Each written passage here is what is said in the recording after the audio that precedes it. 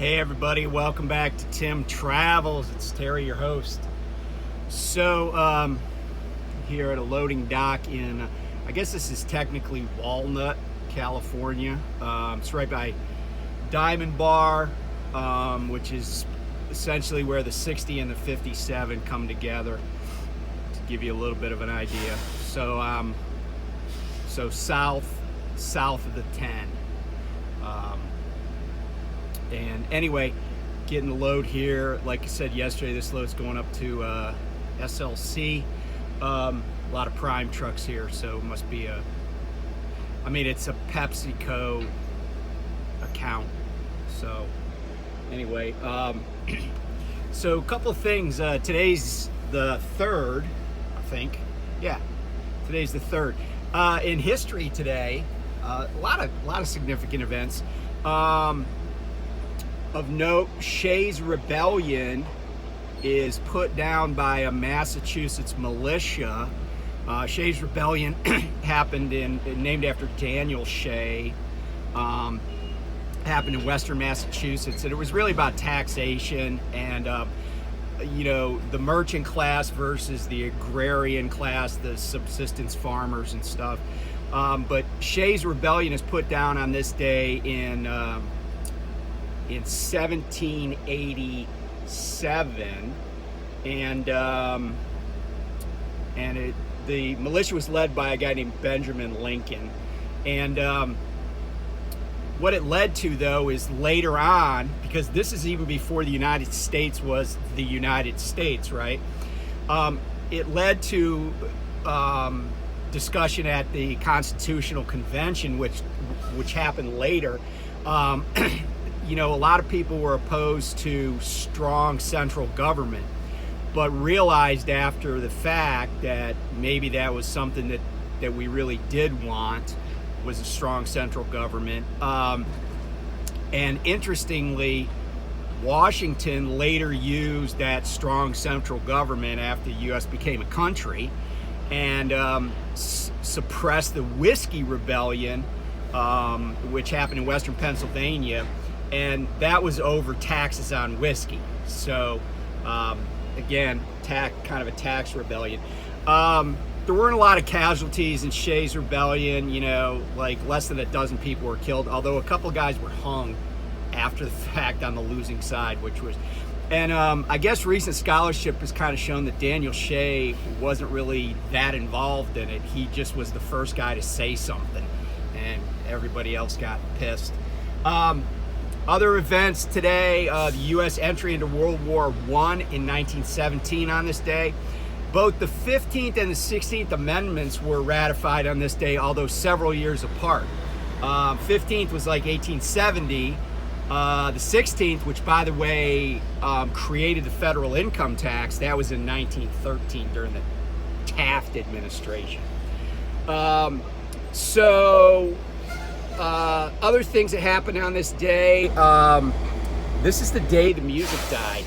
Yeah, this is the day that Buddy Holly, the Big Bopper, and Ritchie Valens were killed in a plane crash outside of Mason City, Iowa, after they had performed that evening at the Surf Ballroom in Clear Lake, Iowa.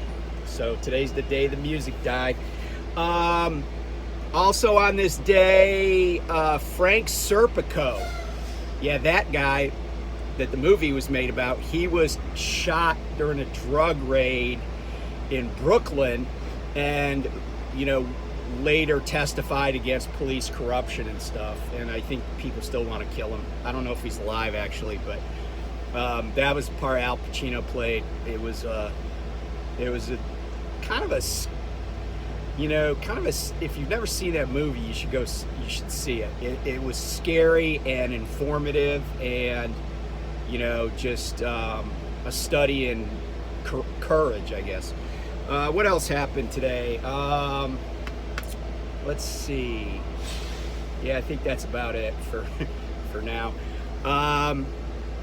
Anyway, so wanted to talk real quick about autonomous trucks. And I'll tell you something that happened to me the other day, and why I'm very bearish on the autonomous truck stuff.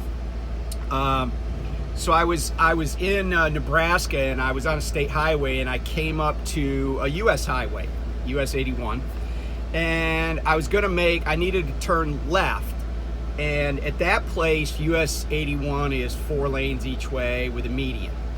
So, I wait for traffic, make sure it's all clear. I'm loaded, so I want to have plenty of time. So I pull out, and because the gap through the median where the crossover was pretty big, I didn't really have to go straight and then kind of crank it around, as I like to call it, squaring your turns. So I just kind of curved the turn so I could pick up speed quicker, because I think the speed limit is like 65 or 70, and even though there was no one coming at that speed, people catch up to you pretty quickly. So I kind of curve to the left to pick up speed, and just kind of angle it so I'm going to end up in the right lane of 2. But what happens is my crash avoidance radar technology sees a road sign as I'm curving and immediately slams on the brakes. So here I am getting onto a road that has a high speed limit, but I'm just like turning onto it. I'm not merging. And all of a sudden my truck wants to come to a complete stop. And I slam my foot as hard as I can onto the accelerator, push it down even harder just to overcome that. But it just points up the limits of the technology that we have, right? And I've talked about this before, but the reason I bring all this up is because I found a recent article where here in California, by the way, the weather's spectacular right now. Here in California, the Teamsters Union is trying to team up with state legislators to basically pass a law that does not allow the State Department of Motor Vehicles to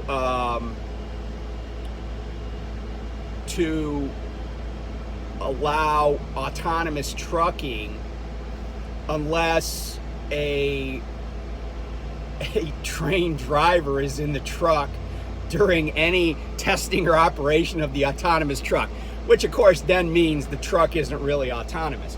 Now, obviously, the Teamsters have a reason for doing this. Why? Because they represent drivers.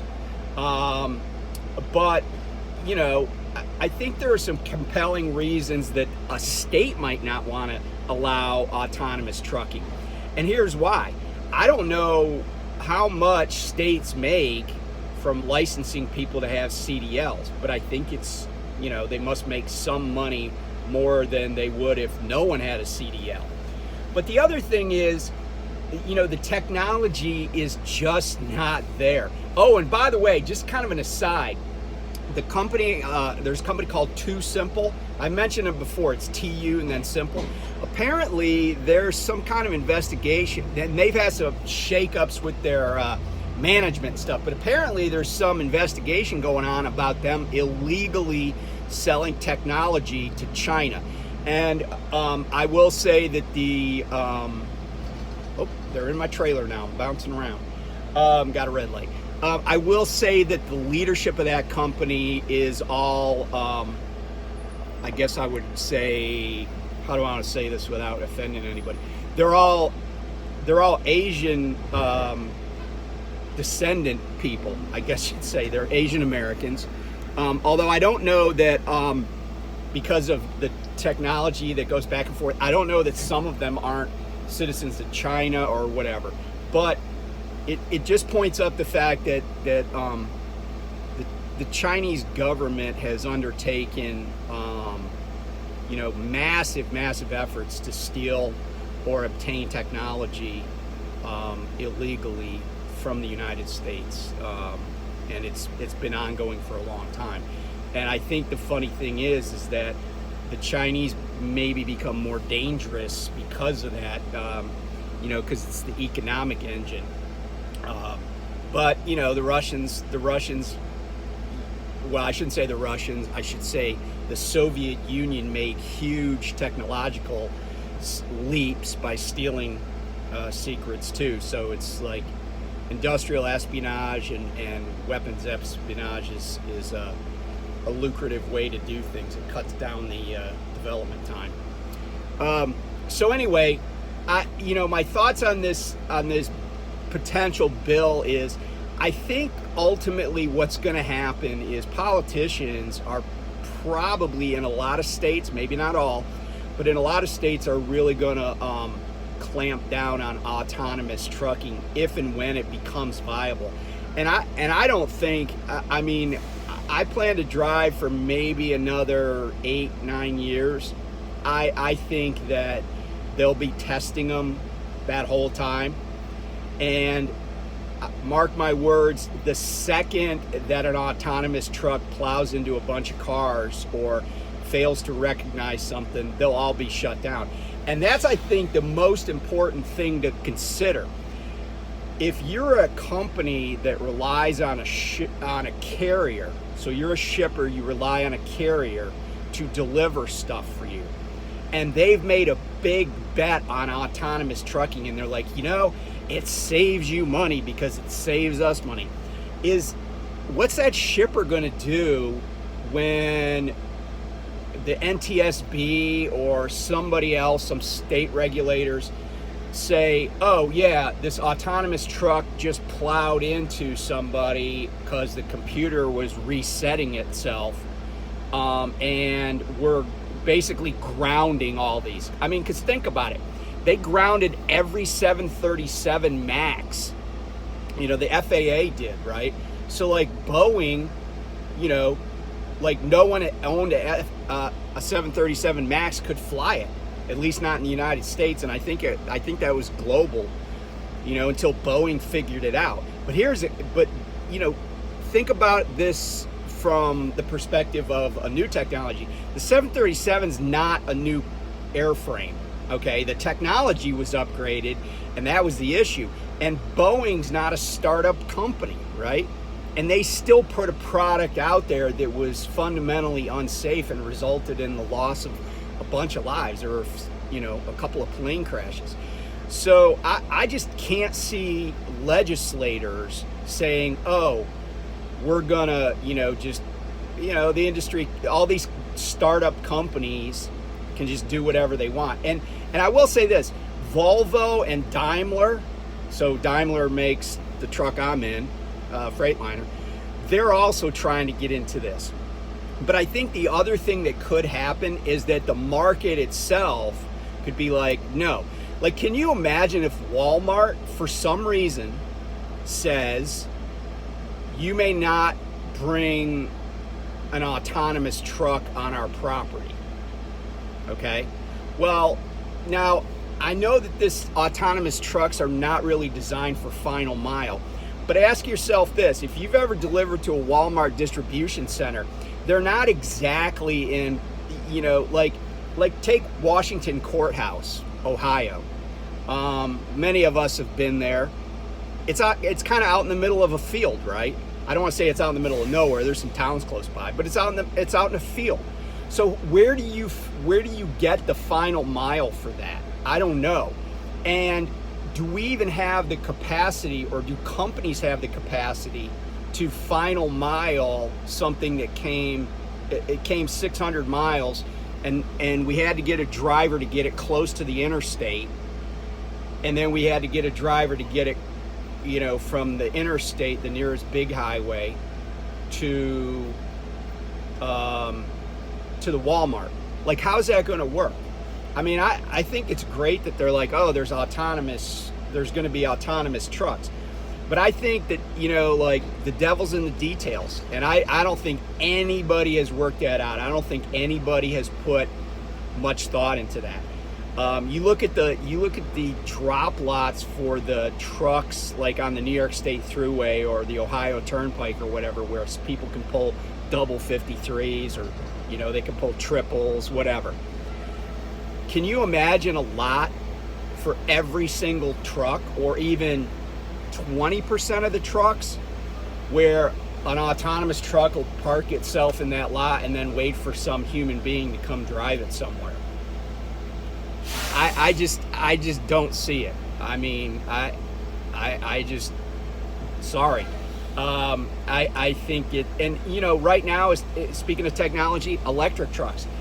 Apparently, a lot of LTL carriers are kind of sort of rejecting the idea of electric trucks. And I thought in some areas of the country that electric trucks would be a good solution for LTL carriers, but apparently they're not biting yet on that technology. So, you know, it's there's always early adopters, and I know there are some big trucking companies that are looking at the autonomous trucking, but I really just don't I don't see it anytime soon. I mean, maybe at some point, maybe if there's dedicated trucking lanes like there are with railroad tracks. And by the way, I think we would see autonomous trains, freight trains, way before we'd see autonomous trucks. Because freight trains, they run on private property and the railroad controls everything. So anyway, I'd like to hear your thoughts on it. And who knows, maybe California is going to be the leader in this again. Although I did also read that other states are thinking about it. But, you know, we, as truckers, you know, sometimes we lament, you know, California, but California is really, you know, trying to create the workers' paradise, right? And if you're a worker bee like me, that's not too bad.